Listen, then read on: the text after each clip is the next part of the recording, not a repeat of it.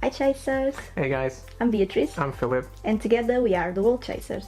This is the first of a few videos we're going to make about travel planning, and today is all about travel insurances. But before we dive into the different insurances, we wanted to tell you that we were not paid to make this video. This is our honest opinion and the information was gathered doing our own research.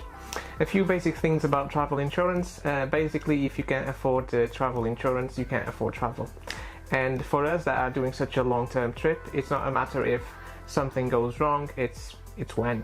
So do your own research and find the insurance that is right for the trip that you're going to do and the activities that you are planning to do as well. Make sure you read the small print, because every policy has small traps contained in it, so just to make sure you're aware of those. Although the insurance is there to help you, they're not your best friends.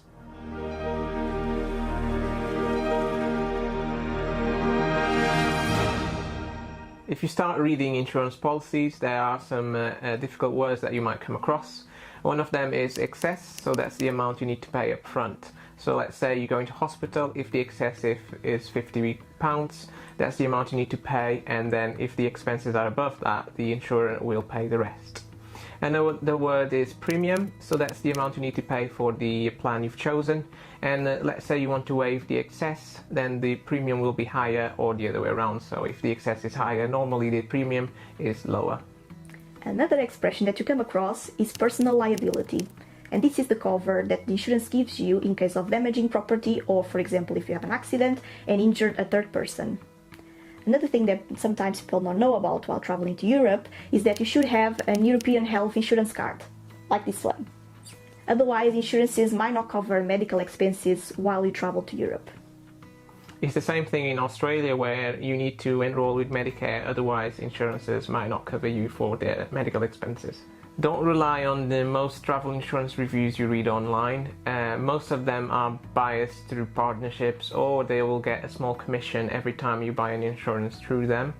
So, as we said at the beginning, do your own research. We believe that travel insurance is a very personal subject. It depends on your type of travel and your travel plans. Not everyone wants to hike a volcano or drive a motorcycle, so the insurance that is good for us might not be the best option for you. Therefore, we don't understand how people can just recommend one insurance, because not everyone is the same. Right guys, on this video we're going to talk about 5 insurances that are well known to everybody. We are going to show some information on the screen about each of them, but before we start, we wanted to share with you some aspects we believe that are essential in any insurance. Yeah, so every insurance should have a cover for high-cost items. They should cover multiple countries in the world. They should have a customer service 24/7 and an emergency line. They should have a minimum of £1 million cover for medical expenses, and the same amount for personal liability. They should have a cancellation or trip interruption cover up to £1,000. Repatriation should be included, but this is normally standard, as it's actually cheaper to treat you back home than it is in a foreign country. They should have a cover for legal expenses and assistance. This is not essential, but it's a good thing to have. And the last thing, you should be able to buy or extend your coverage while you're already traveling. So, the first insurance that we are going to talk about is the World Nomads. The values that we are showing on the screen are regarding the Explorer plan. This insurance is very good if you want to do scuba diving or skydiving, because it includes a lot of adventurous activities.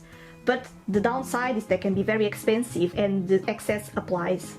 Yeah, they also have an excess for Nepal, so you'll have to pay 500 quid for an air rescue in Nepal and repatriation, and most people don't know that. And the other thing is they do not cover scooter related incidents in most policies, and motorbiking is subject to a premium. Right, next one is Yachty insurances.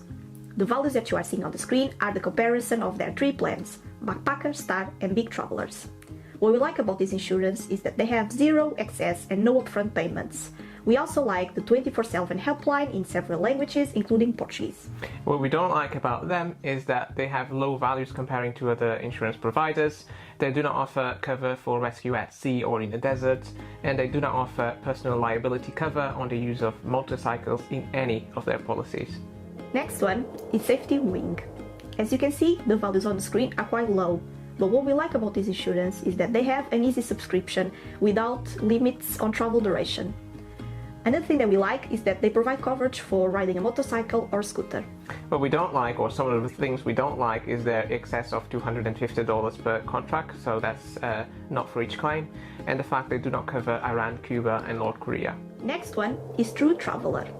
They have 3 plans: True Value, Traveler, and Travel Plus. The values that we are showing on the screen are regarding the Traveler plan. We feel that this is one of the insurance that is most tailored to your own needs.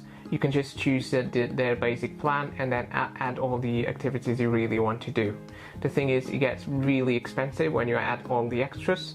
An excess applies and it cannot be waived in Nepal, where it's £750. The same thing happens with World Nomads. The other thing is they don't have third-party liability for the use of motorcycles. Last but not least is Cover for You. They have 3 plans: Silver, Gold, and Platinum. The values that we are showing you on the screen are regarding the Gold plan. What we like about this insurance is that driving motorized vehicles are covered, but there is no liability cover. What we don't like is an excess of £75, and it's only for UK residents. Right guys, we finished the 5 insurance comparison.